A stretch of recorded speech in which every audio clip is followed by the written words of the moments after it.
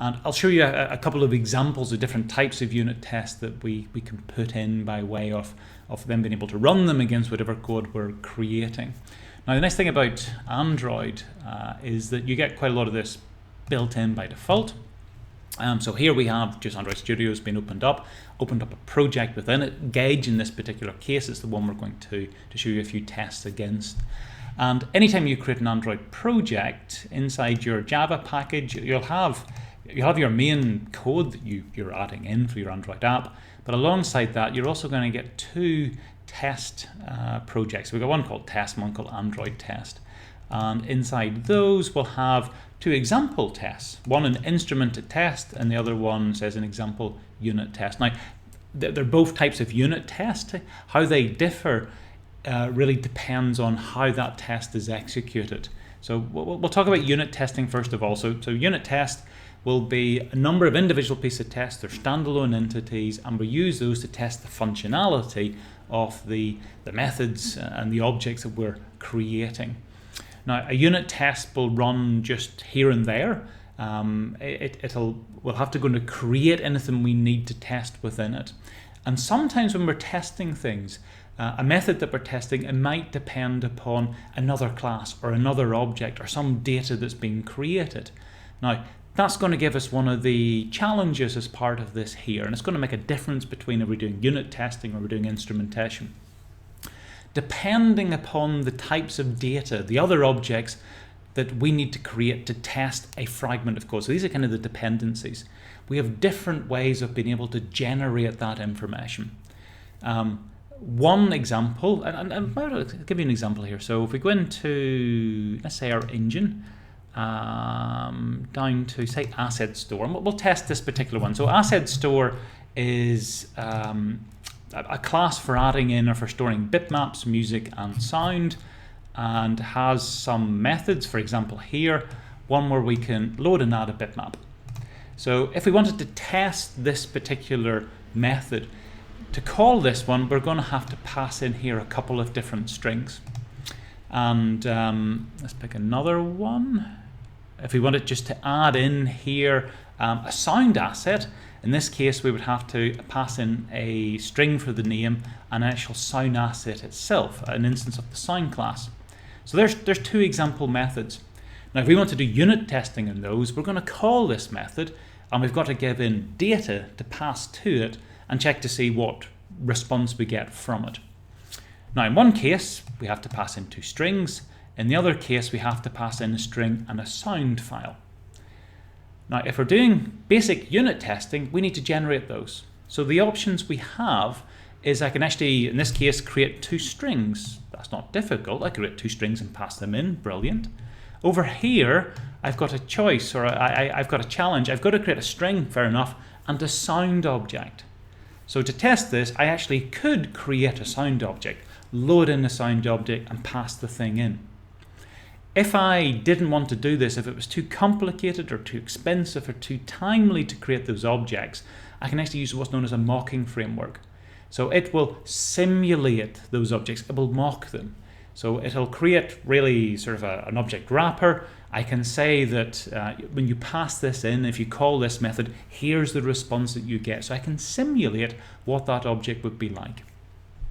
I also have another choice here, and this ties into the instrumentation one. If in terms of creating a sound object, it's something I have to do in an actual Android device, as opposed to running on the PC that I'm running on here. There I can actually fire up an actual Android device or an emulator and use that to run the test on that particular device. So my options are, I run it locally on the PC, I may or I may not need to mock up some objects by way of simulating the test conditions, or I can run it on an Android device and then run the test on the actual device to get access to whatever I would have running on that device itself. And those different needs will determine the type of test that we create and where we actually store those tests. But in essence, unit testing runs locally on the machine. Instrumented tests, they run on an actual Android device. So that's the key difference between those two factors. And I'll show you examples of both a mocking one and an instrumented one. So let's start off. Actually, we'll do the instrumented one first of all. We'll start off with this, and we'll start off with the asset store one. So just go through this one here. So if we wanted to test the asset store, what types of thing might we need? So inside this, we've got 3 hash maps for storing bitmaps, music, and sounds. We will have a file IO. So file IO is another class here, and this is the one that when we create this, and let me just keep it over on this side. So whenever we create this, this is what will load in the different assets. And you'll notice here there's methods inside this for reading in an asset, for loading a bitmap, for loading music, and for loading a sound. Now, an important thing about this particular file is that it needs a context. So if we want to load these things in from the file store, we need to get a context. Now, a context is something you get whenever you're running on an actual Android device. So it means that if we want to test, for example, file IO, and either we have to mock up this context or we need to run it as an instrumented test to actually get a real live context.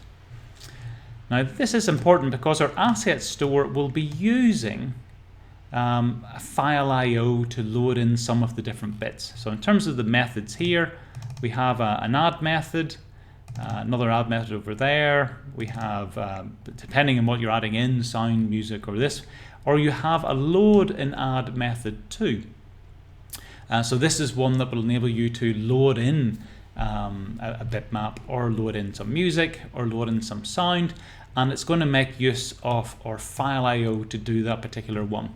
So if I'm testing, let's say load and add bitmap, that'll be the method we'll test. For us to do this, there's going to be a dependency upon the file IO. So effectively, I will need to have a context available to me. And we'll use an instrumented one, so we'll get access to an actual context, enable us to test it. Okay, so let's have a look at how we can test, for example, this particular method. Now, if we want to do this one, we want to go down to our instrumented tests because we want to run in an actual real device. We want to add in a new, so generally speaking, for each file you're testing, in this case asset store, we'll create a corresponding unit test file that holds together all the different unit tests that we want to do. So we'll right click here, we'll do new Java class, and we'll call it our asset store test, and then add this in.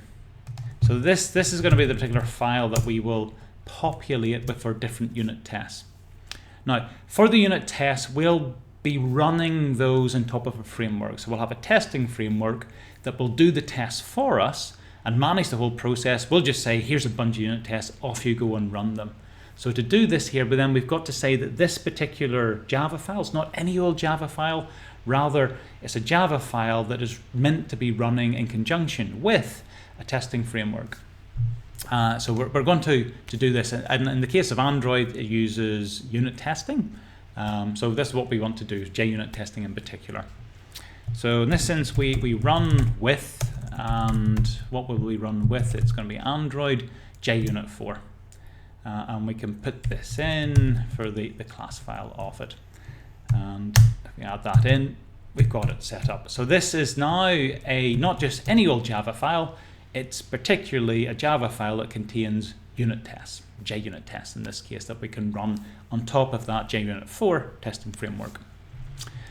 Right, so let's think about this then. We want to put in a test for the, let's put it over here, for the load and add bitmap method.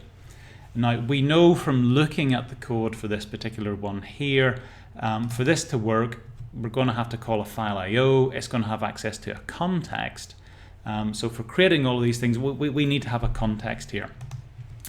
So we're going to define a context because we know that we're going to need to have one of those. So we'll just say there, and again, we'll add this particular one. So we're crafting this because we have an understanding of what this file actually does, and we are sort of pondering and thinking about this is what we will need if we're to test those particular methods. So it does assume here, but we have a bit of a knowledge of how these things are linked together, the dependencies that they have. Right, now inside this one here, there's a number of things we can do, and there's one particular sort of operation before. So we can say that before we run any of the unit tests, we want to do the following. And the thing that we're going to do here is we're going to get the context of the device that we're running on, or context for it.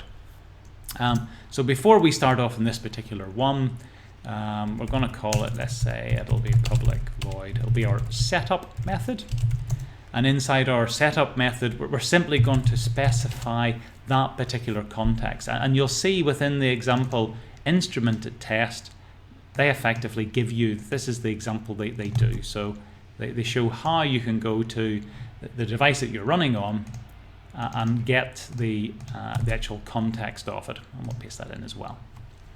So at this point, before we run any of the tests, we'll do the following code. We will go there and we will get the context. So effectively, we can simulate things running on the actual Android device. We'll get a real live context there.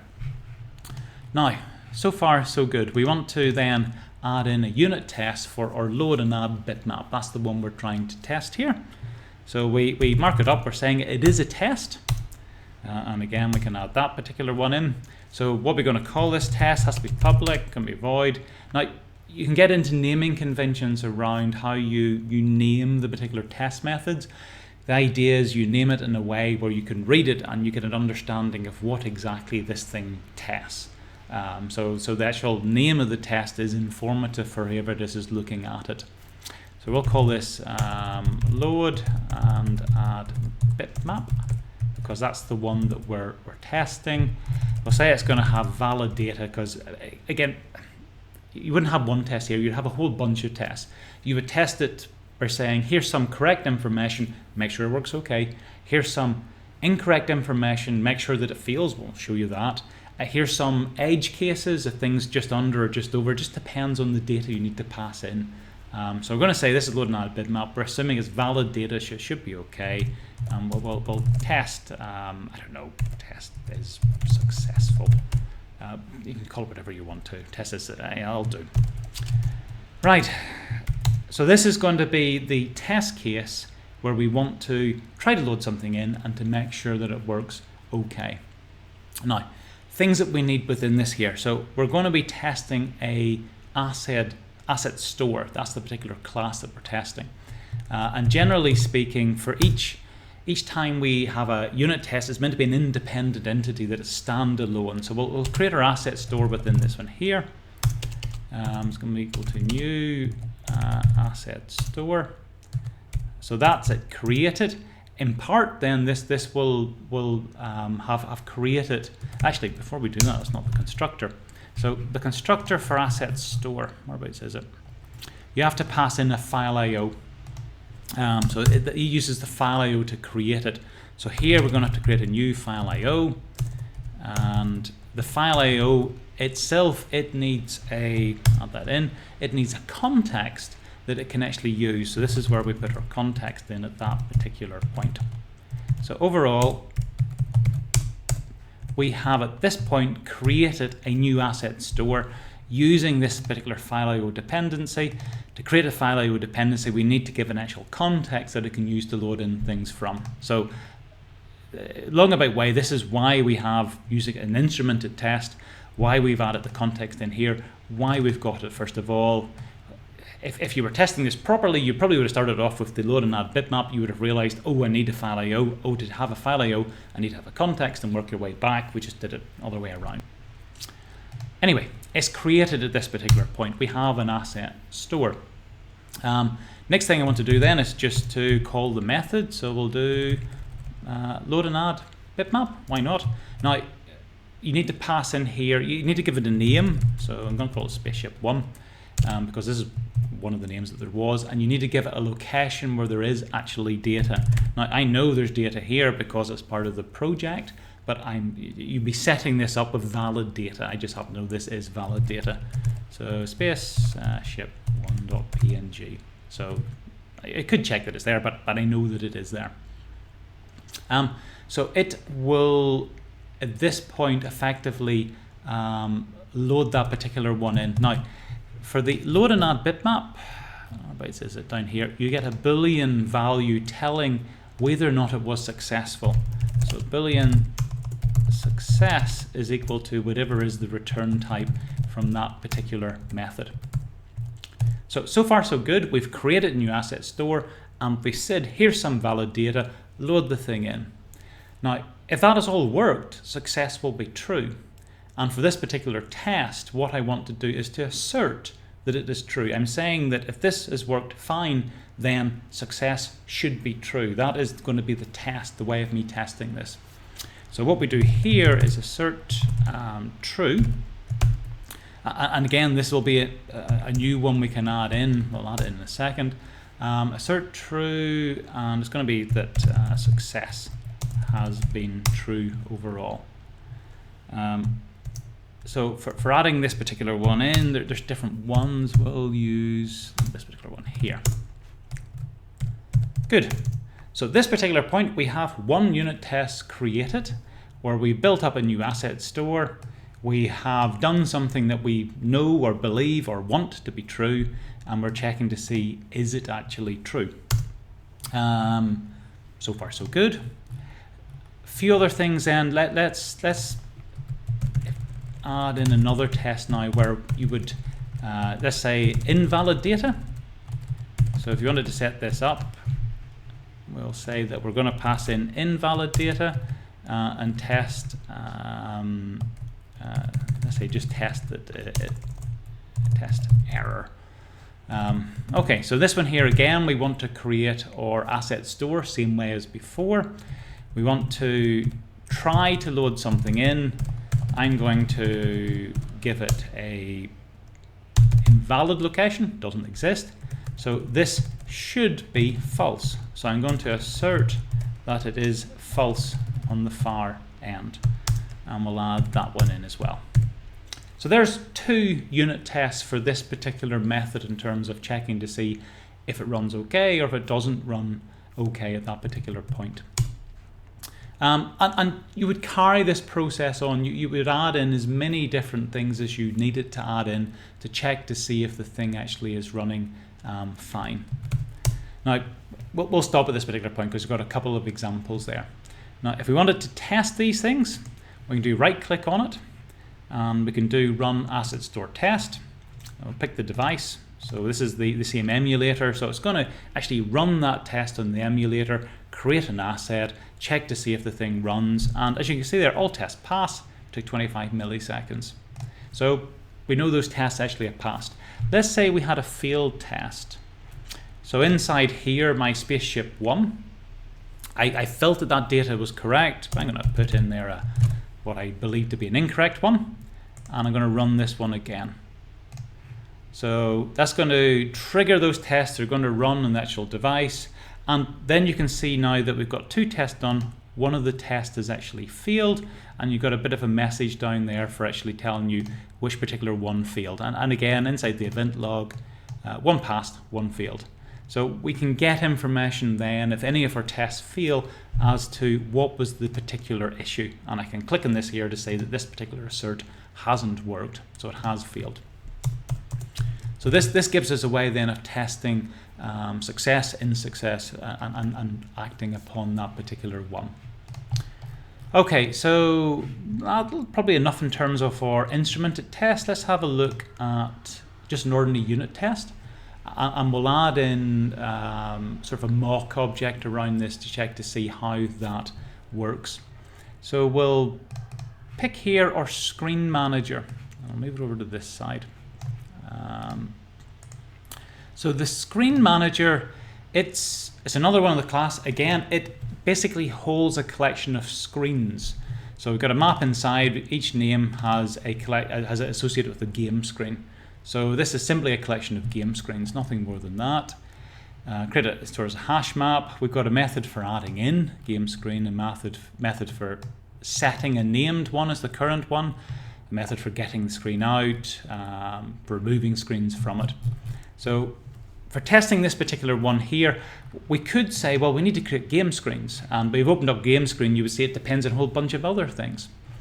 And we could go and create actual ones, that probably will take a bit of effort. So we've always got a decision to make there. So let's assume we've looked at it carefully and we've decided, no, it's too much effort to actually try to create an actual game screen. So we're going to simulate, we're going to mock a game screen. So it's not going to be a real one, but it's going to look as if it's a real one. And we can do it in this case because whenever we look down through this at the particular code, the only real method that we need to use is the getName method. So we will go to our game screens and we'll say, give us your name. And that's what's used as the key. That's what's used in terms of a lot of the comparison things that we have within this particular one. So we've got a simple interaction. We just need to mock up that one particular method. So let's go down to our test package here. And we'll add in new Java class, and we'll call this one here, so I say screen manager is the name of the one, test. So we're adding this particular one in. I'll put it over if I can get it. Maybe it'll work. Screen manager test. There we go. Similar idea. We need to say this is part of a testing framework. The framework we can use here is one known as Mockito. It's a fairly well established framework.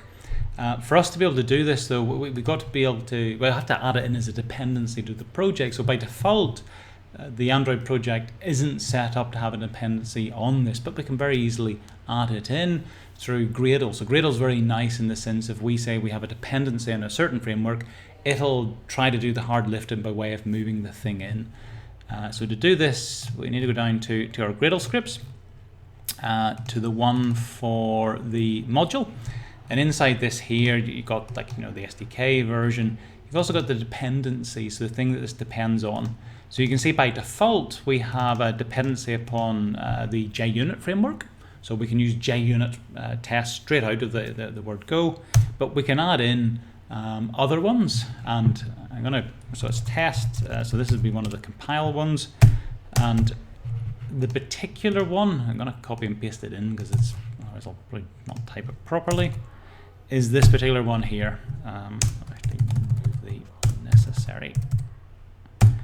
So org.mockito core, and that's the particular version of it.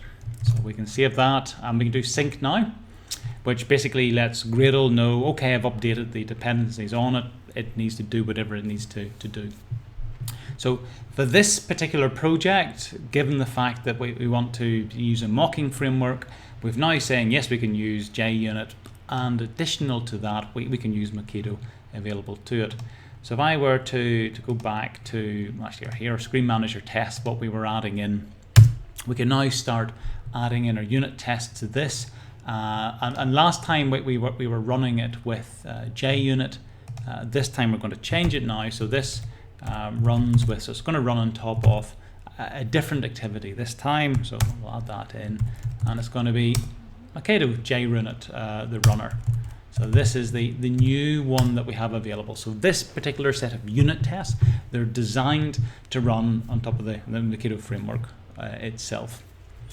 Right, so there's a few things then we want to do to add this in. So we will be testing our screen manager, and we want to pass it in a game screen. So we're going to have a test game screen, and as we've decided, we don't want to actually try to create a real game screen, we want to mock an object up. So that's the first thing we're going to say here, because we know we're going to have a mocked up game screen. So we can identify this as a mock object, and we're going to say it's a game screen. We'll call it a screen, and it's going to be equal to mock. So this is a particular object that we are mocking up for that one. We'll add these bits in, and what we call it is game screen dot class. Okay, so we have those different objects added in, and if I can spell properly, and we'll add this one in there. There we go. So at this point we have a mock object. It's called, it's a game screen called a screen, but it's not going to be an actual real one. It's going to be one that the framework is going to manage itself. So next thing we're moving on to then is having a look at how we can test some of these methods. So let's pick what one for adding in a particular screen. So we'll have a look at for testing this method here if we want to add a screen into it. So again, we want to signify it's a test, and we're going to say public void, we will call it add screen. We're going to say it's going to be valid data, and we'll just sort of test success, whatever you want to, a meaningful way of calling this particular one. So we'll pass this in.